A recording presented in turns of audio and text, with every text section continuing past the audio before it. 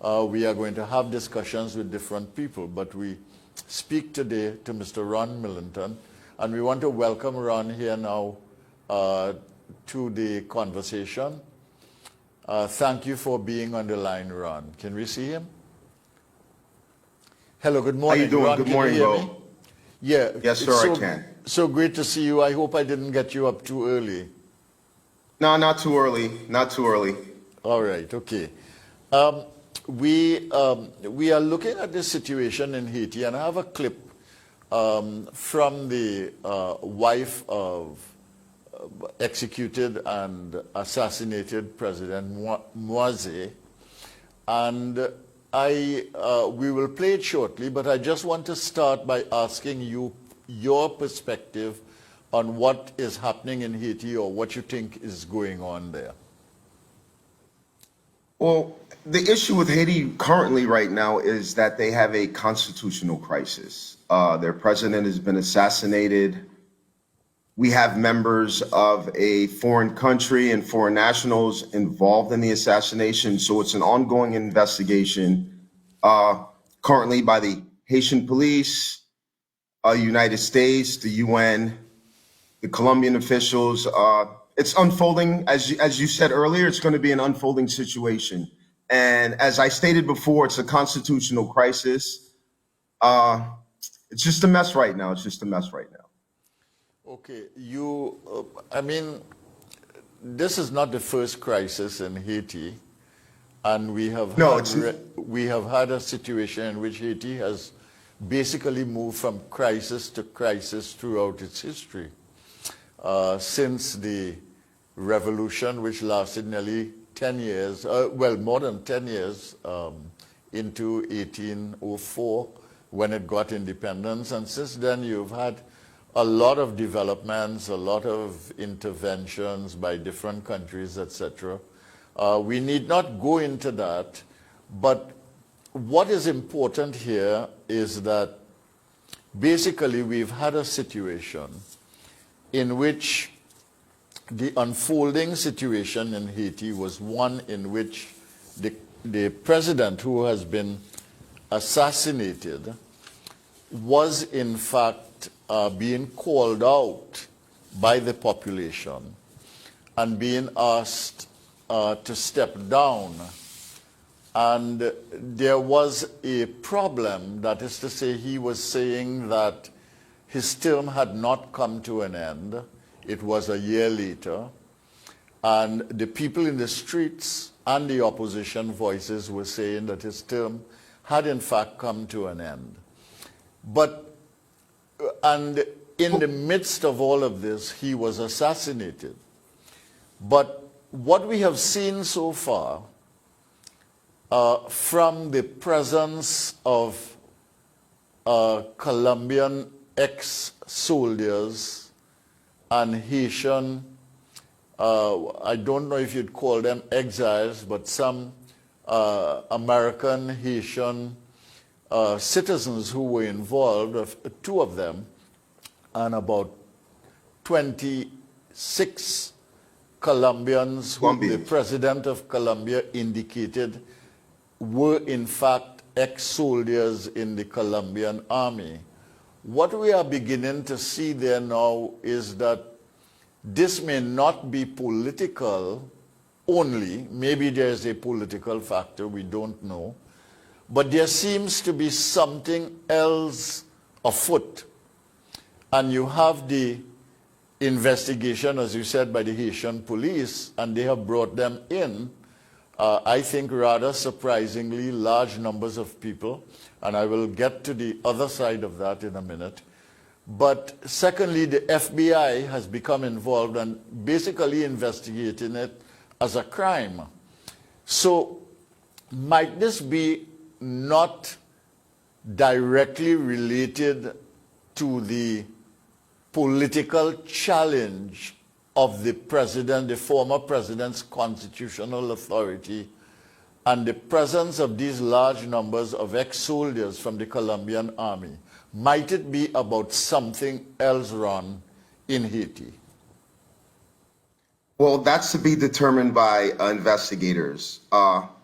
One of the biggest issues here is their election and the fact that their elections were postponed. If I remember, their elections were called for February 7th, and the president postponed the elections. So my personal opinion is that this was probably politically motivated.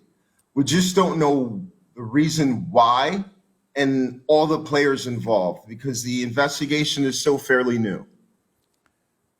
Yeah. Do you think that the issue of the drug trade in Haiti is a principal transshipment point for drugs in the hemisphere? But they're also not the only country. Sorry? I said they're also not the only country that's a transshipment point for drugs. No, Trinidad and Tobago, for instance, is very well known as a transshipment point. But what I am raising is whether the presence of this Colombian force in the country in such large numbers, really, and when you see those who are captured, you realize that the principal architects of it may not be in Haiti at all and may be out. Correct. And when you see the FBI investigating, you know that something is amiss. And there's no way that you can know for sure. There's no way that I can know for sure. And we have to wait on the investigation to get the facts. But might there be a drug angle in this? There might be. I'm just hesitant to say so because there's an open investigation with many government agencies and bodies, but that could be a possibility. Okay.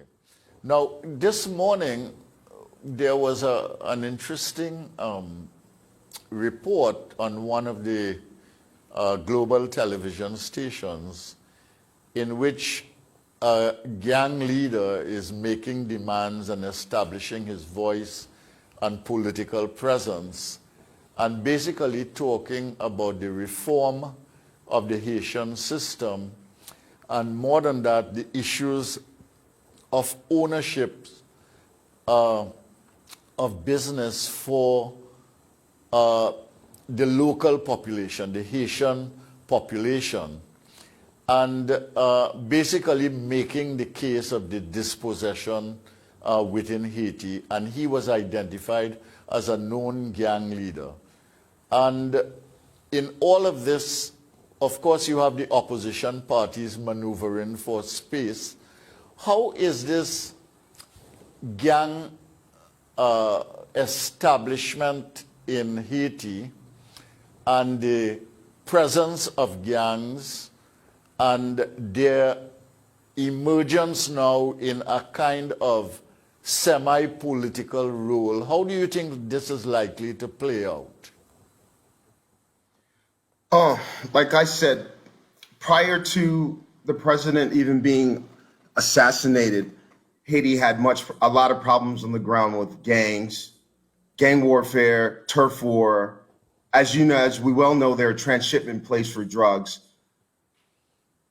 The issue is with the gangs is it makes investigations hard on the street because the gangs are everywhere. Crime is everywhere. It's rampant. It's hard to get resources on the ground. And the gangs have such a stronghold on the floor. It gives them a voice. I don't know how valid their voice is in the political spectrum, but it gives them a voice on the ground only because they control so much of the streets. Their law enforcement apparatus on the floor is in absolute disarray. Their healthcare is in disarray. The entire government currently right now is being held together by threats.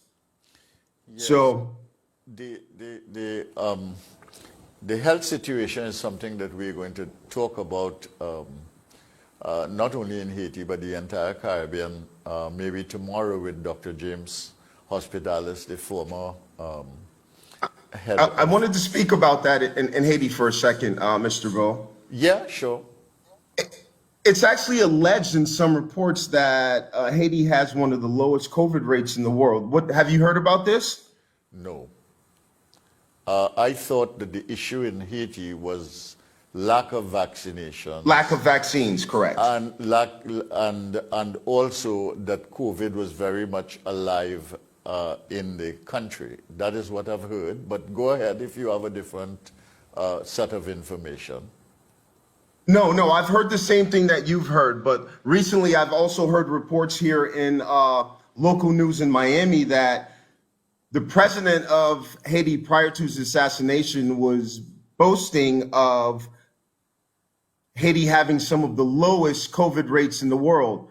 This was one of the precursors of him saying that they didn't want to accept vaccines in the initial stages. This also caused some political turmoil in the area, in the region. Okay.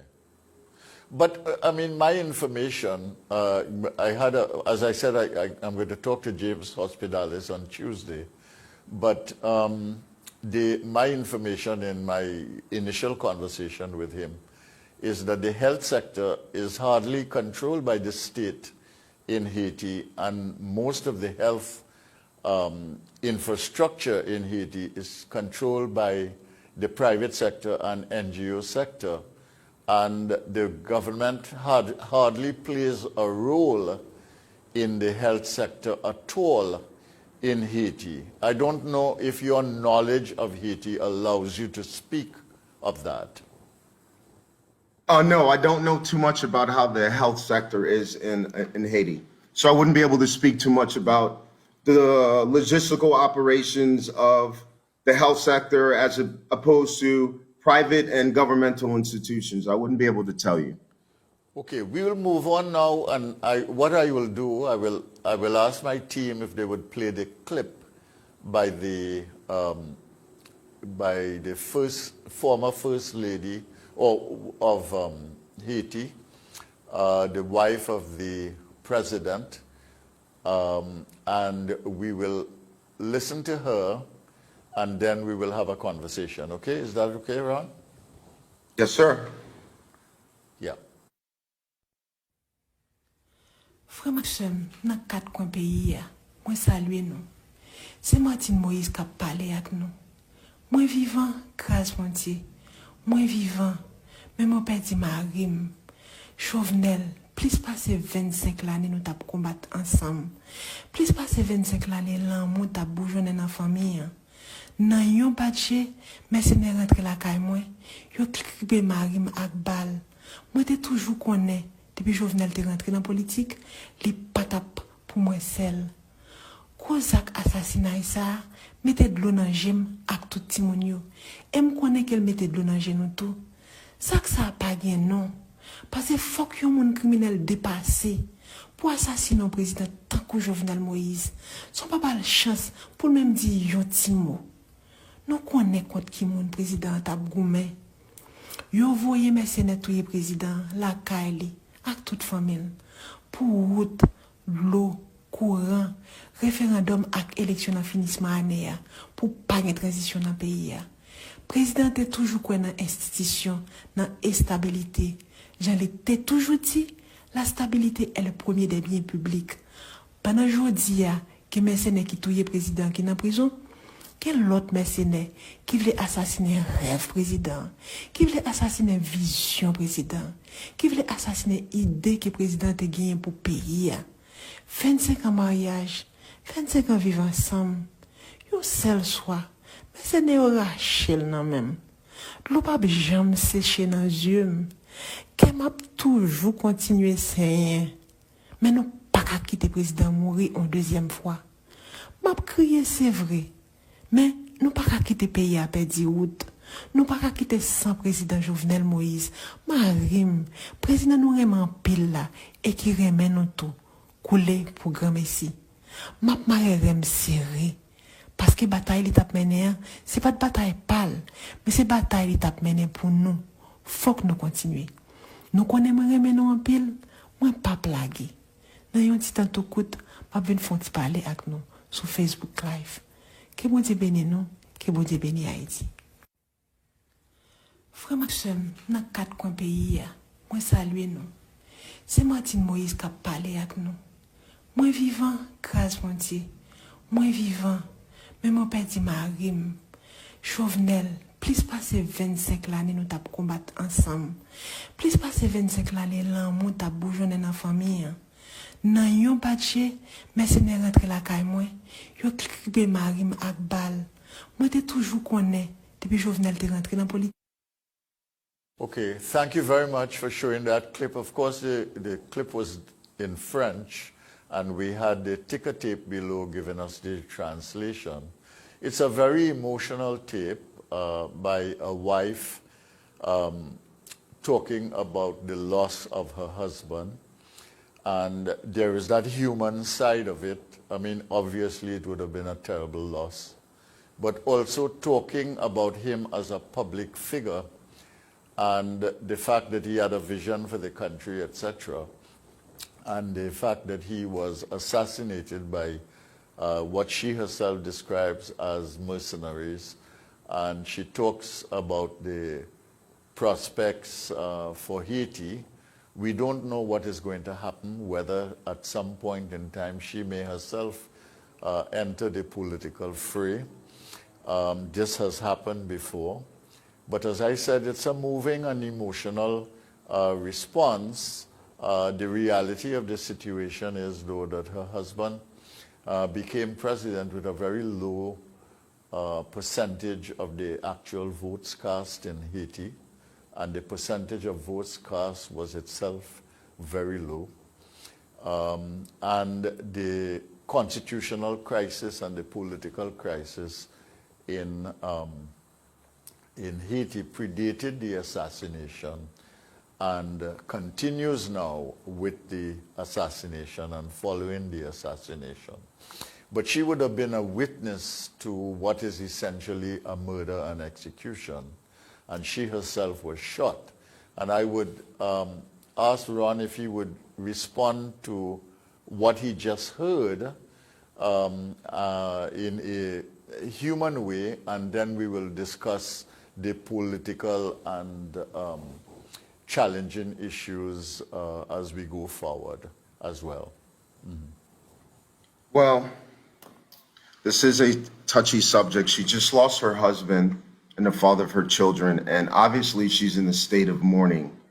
But the information that she will give investigators will be very, very pivotal, and we would have to wait until that plays out. Because as she stated, she kept stating the word mercenaries took her her beloved from her. So obviously she's in a heightened state of emotion right now, and as this unfolds, she'll be able to give us a lot more details because she's actually the only living witness to this crime. Yes.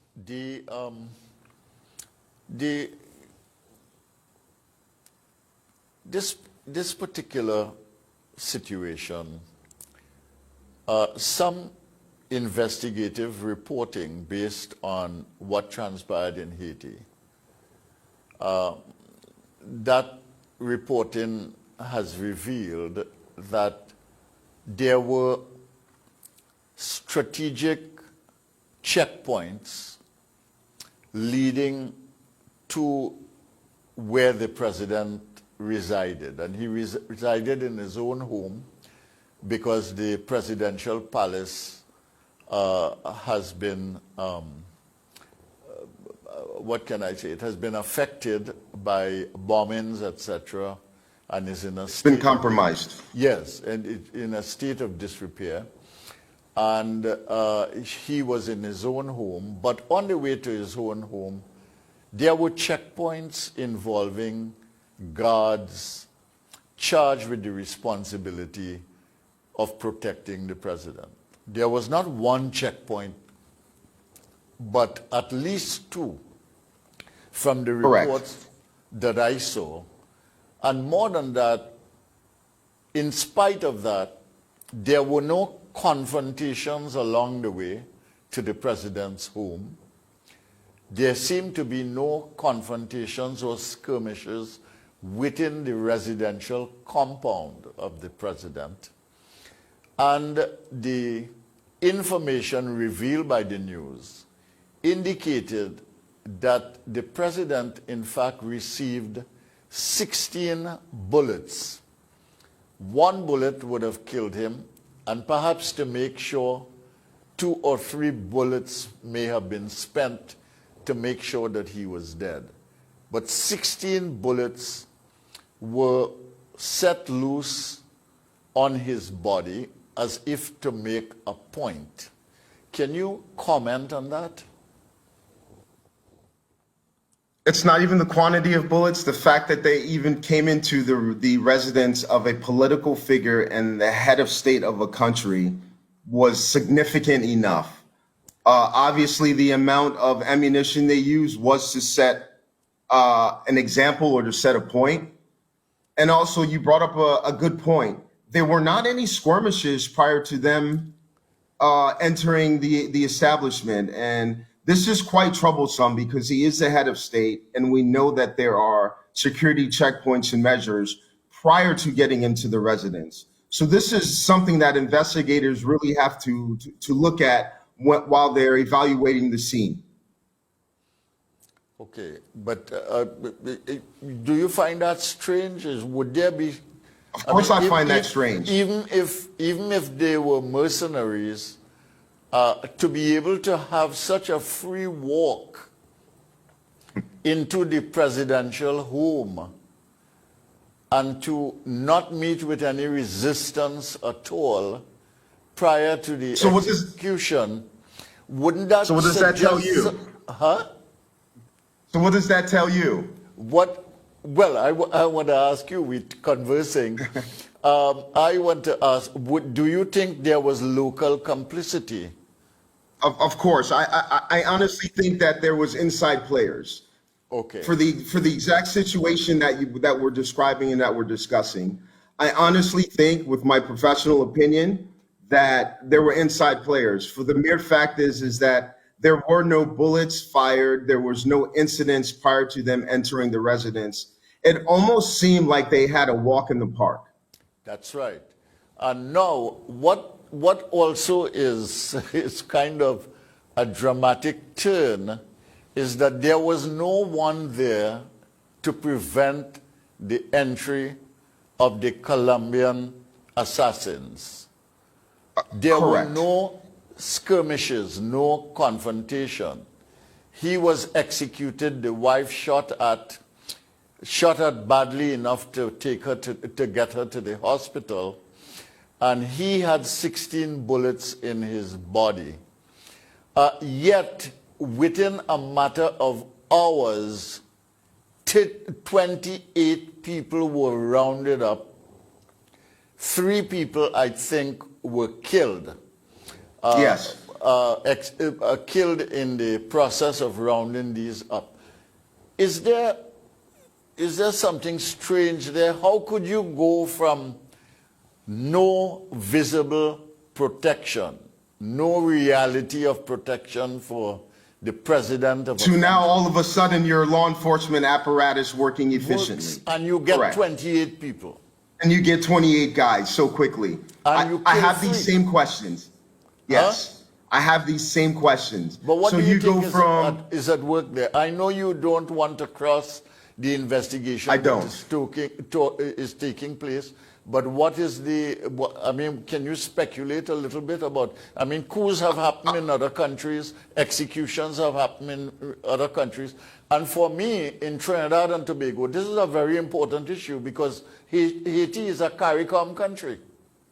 Correct. Okay, and they are part of CARICOM.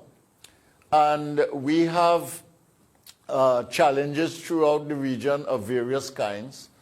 And I notice on the social media in Trinidad, a lot of irresponsible and speculative statements were being made about the situation in Trinidad and Tobago. And it is important to try and understand and dissect what happened in Haiti, because Haiti is not Trinidad and Tobago.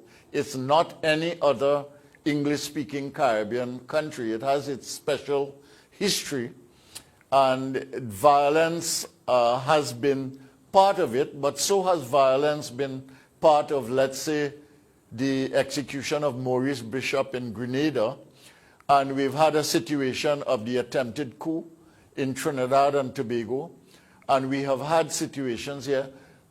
Could we speculate a little bit about what is happening there? I mean, how could you go from a situation where nobody saw anything, nobody knows anything, nobody can give you a clue as to what happened, nobody was present, and then suddenly the state authorities, the military authorities of the state, whether they be soldiers or police, and in this particular case, they would have been the police, they captured 28 people and have them handcuffed before the cameras. I find that very strange.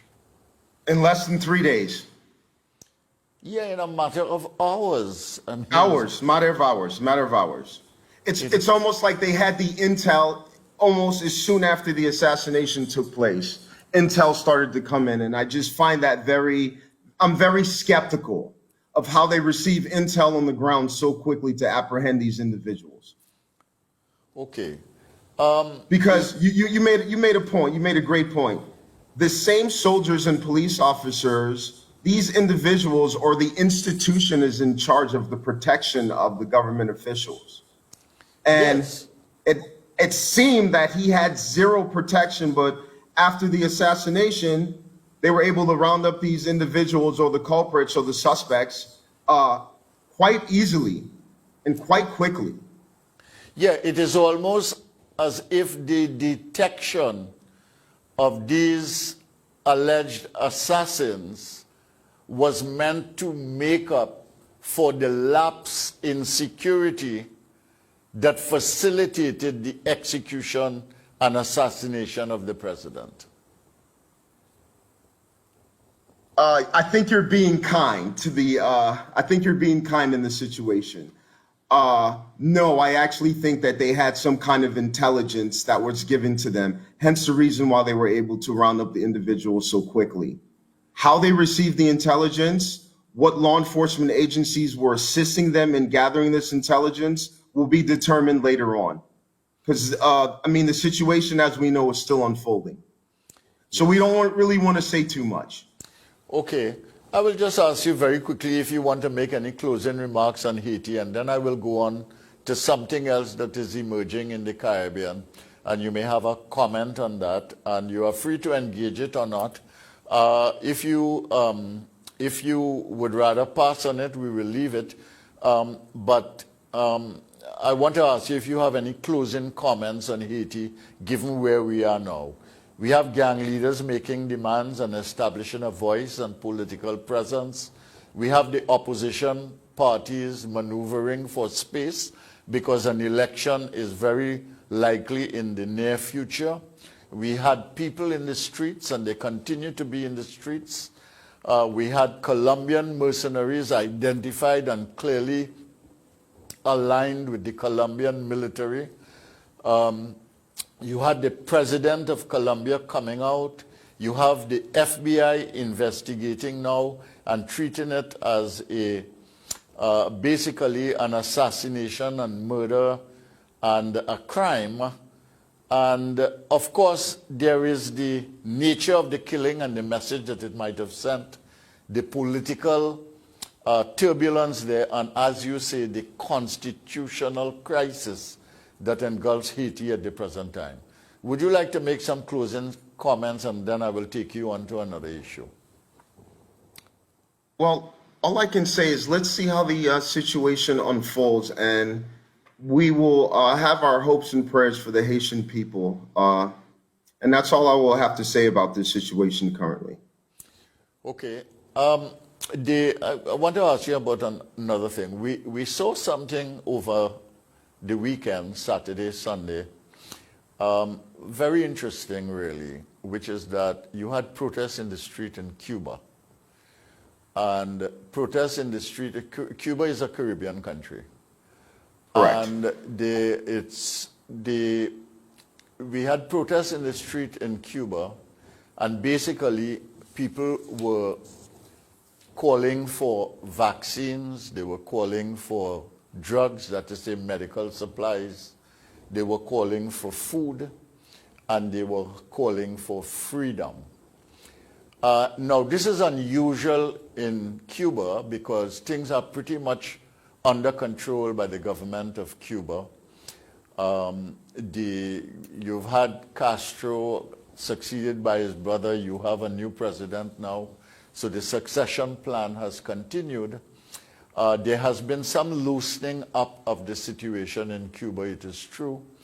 But this COVID situation obviously has caused some stresses and strains. Do you have any comments on this situation in Cuba? Actually, I don't. I'm not too versed of what's been going on in Cuba within the last few weeks, so I really can't comment. Sorry, I can't really comment on what's going on in Cuba. I haven't really heard any news except the local news about what's going on in Cuba and the rest of the country, so I can't comment. All right. So, well, we will leave that for another time. And I wonder if you might share with the listening public, the viewing public, a little bit about your own background. I'll just give you a minute to talk about that. I know you are very much Trinidadian, but you are now a U.S. citizen and very active. You had been very active in the U.S. military, and you've done things around the world. Can you take a minute to tell us about yourself? Thank you, sir. I have over 15 years of domestic and international experience in security consulting, tactical law enforcement strategies, maritime security operations, high-risk drug interdictions. I was one of the federal on-scene coordinators for Deepwater Horizon, and I also did law enforcement operations and logistics for Hurricane Katrina. And as you know, I'm a geopolitical consultant. I serve in many institutions in the past, and I sit on the board currently for a few institutions as a security consultant. And currently, I do a lot of philanthropy work back home in Trinidad. Okay. I'm a public servant. Huh? I'm a public servant at heart. All right. Thank you very much. Well, we're good to see Trinidadians all over the world. I will try on this program to bring a lot of them. We spoke to a medical doctor in Sheffield last week. We have you on this week. We will have other people from Canada and elsewhere because Trinidadians are all over the world and they're involved in important things, and we like to bring that to the public in Trinidad and Tobago. So, Ron, I want to thank you, Ron Millington. Thank you very much for coming on this morning and talking about the situation in Haiti, and we'll talk to you another time. Thank you for having me. You're welcome. Thank you very much. If you have any calls on that, you are free to call 609-6283, 609-6284, and we will engage you as you call. I just want to mention that you had the finals of the football in the European League yesterday.